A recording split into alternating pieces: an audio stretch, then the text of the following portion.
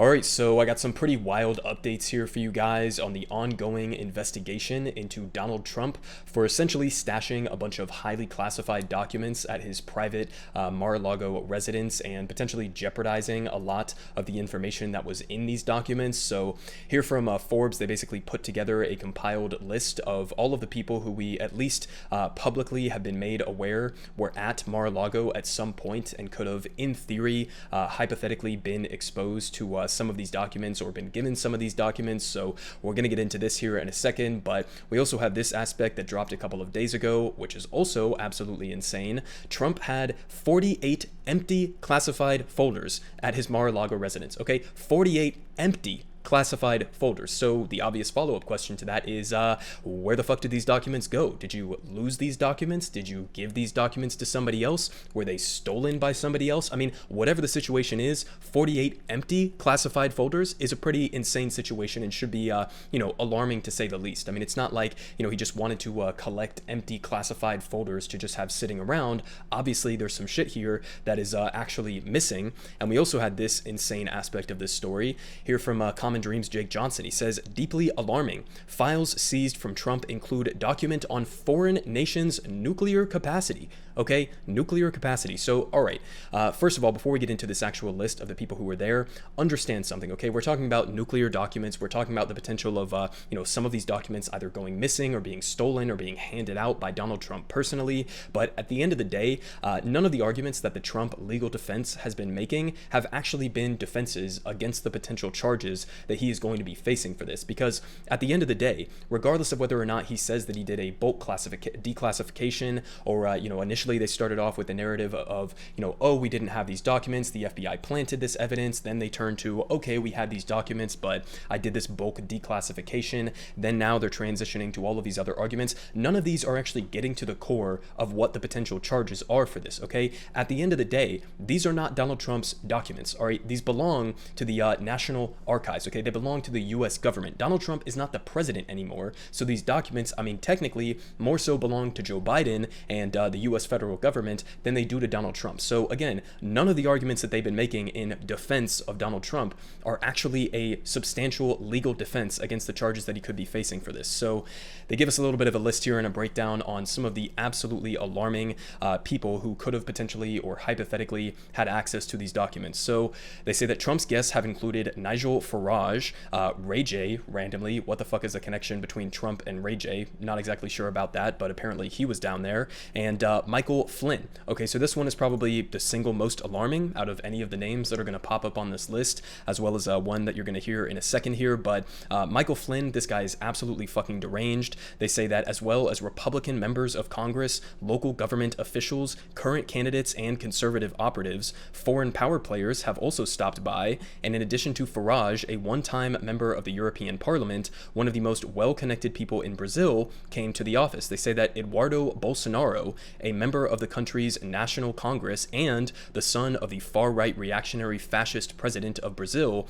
Jair Bolsonaro, posted what he called a recent photo from Mar-a-Lago in October of 2021. So already pretty insane here, but they continue saying that Trump admitted another former member of a foreign legislature into his office in November of 2021 when he accepted an honorary black belt in Taekwondo. Okay, I would love if somebody could please go find me some, dark web clips of Donald Trump attempting to do Taekwondo. Would absolutely love to see that, but they say that the president of the governing body that bestowed the award, Lee Dong-soo, was a member of South Korea's parliament in 2018, according to the Korea Times. They continue saying that as for U.S. lawmakers, Representative Lauren Boebert, absolutely insane QAnon person here, is one of at least 6 members of Congress to visit Trump in his Mar-a-Lago office. They say that Boebert didn't encounter any classified information during her visit, nor did Trump mention that it was in the vicinity, according to a spokesperson for Lauren Boebert. And they say that investigators have not been in touch with Boebert regarding her visit. The spokesperson says probably should get in touch with her on that, as well as all these other motherfuckers. But they continue saying that Republicans Jim Banks, Ted Budd, Mario Diaz-Balart, Lance Gooden, Greg Steube, don't know who half these motherfuckers are, also shared photos from Trump's office, as did candidates for Congress Jake Evans, Corey Mills, and Vernon Jones, and their spokespeople did not respond to inquiries. inquiries. I would definitely be following up with all of these people, but they say that in 2017, former National Security Advisor Michael Flynn pleaded guilty. Right-wing political operative Roger Stone, who was another person who was found to have gone to Mar-a-Lago, was also found guilty on 7 felony counts, including of lying to Congress in 2019. And while in office, Trump, of course, pardoned Flynn and granted clemency to Stone. And out of office, both men may have been in the vicinity of classified information when they separately visited Trump. So those are really the two big names here, Roger Stone and Michael Flynn. Roger Stone is basically like an international crook, so definitely somebody who I would be worried about in terms of like getting access to some of this information and spreading it to other nefarious actors. Definitely would be following up with Roger Stone on that, and Michael Flynn as well. I mean, this guy, I'll link this down below if you want to go read more into his connections with QAnon, but this guy is a full-throated QAnon supporter, which is also kind of alarming in and of itself because of who this guy was before he went off the deep end under Donald Trump. This is a guy who was a former general. This is a guy who was a former top national security advisor for the United States, and he is a full-throated QAnon supporter. This is a guy who was leading the intelligence operation for the war in Afghanistan. Okay, so maybe a little bit of an indication there in terms of how that completely went off the rails in Afghanistan. But, you know, the fact that Michael Flynn, Roger Stone were in his offices or were at Mar-a-Lago should in and of itself be pretty worrying. They continue saying that Turning Point USA founder Charlie Kirk, Project Veritas's James O'Keefe, and former White House advisor Stephen Miller, as well as Kyle Rittenhouse, commentator Todd Starnes, and Pastor Daryl Scott with Ray J, so I guess that's the connection there between Ray J and Donald Trump, are among the other conservative operatives spotted in Trump's office. So a bunch of different top names there that, you know, it should be worrying to say the least that they could have potentially come across some of these documents or been passing around some of these documents. But really the two big ones, again, are Michael Flynn and Roger Stone, because of basically their open criminality and involvement in a lot of other nefarious plots against the United States over the last couple of years. So those two in and of themselves should be, you know, pretty much a lot of focus should be put on that in terms of where this investigation is going to go next, and trying to figure out where the fuck some of these 48 empty classified documents went, or where the documents that were in these 48 classified folders went. If we want to get a little bit more conspiratorial here, we could also talk about the fact, you know, apparently he also had top secret nuclear documents, which apparently aren't even like, you know, usually given to the top brass within the intelligence community. So this is like the top secret of the top secret of the top secret of documents that we're talking about here with these nuclear secrets. But if we wanted to get a little bit more conspiratorial, we do know that Donald Trump, under his administration, was aggressively trying to push to give nuclear technology and assistance to Saudi Arabia. So, you know, not sure about any of this, pure speculation, but wouldn't be surprised at all if somebody like Donald Trump was, you know, secretly behind the scenes trying to funnel nuclear technology over to Saudi Arabia. We also know that the Saudi Arabian government just gave over $2 billion to Jared Kushner, his son-in-law, for basically no justified reason whatsoever. We also know that Saudi Arabia is right now choosing to halt their increase in oil, in oil reserves going out into the global market right now, basically in an intentional attempt to sabotage Joe Biden and Democrats for the midterm elections, and in their minds, I guess, hope to get Donald Trump back in office because he was much more subservient to the interests of Saudi Arabia.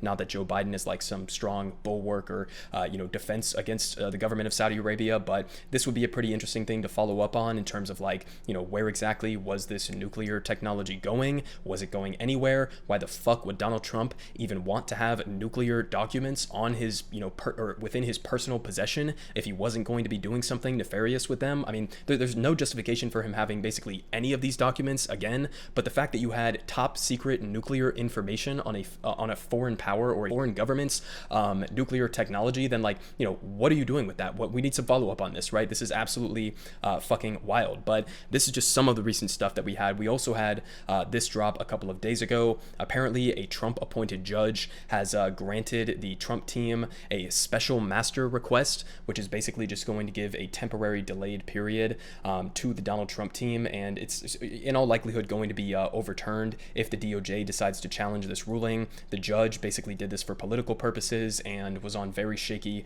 legal ground, to say the least. But, there's your update. I mean, at the end of the day, this entire situation is just absolutely fucking insane. I mean, I know that we often, when talking about like the potential for Donald Trump to be indicted or to be actually charged with some crimes when he's committed a billion crimes over his career and never faced any accountability, typically we think of, the tweet or the meme that says like, I'd like to see Donnie wriggle his way out of this one, and then he does it effortlessly without blinking an eye. So, that could definitely be the end situation that we end up with here, where even though you have so many different pieces of evidence of direct criminality on the part of Donald Trump, that they still don't choose to aggressively go after him or charge him with these various crimes. So that could be the outcome. But, if you're actually looking at the details here, if you're keeping up with the story as it's going, they basically have him dead to rights. I mean, if the DOJ legitimately wants to go after him, if the government here in Georgia, with the different criminal probe in regards to his phone call to Brad Raffensperger down here in Georgia to basically say, hey, go find me 17,000 votes or 11,000 votes or whatever.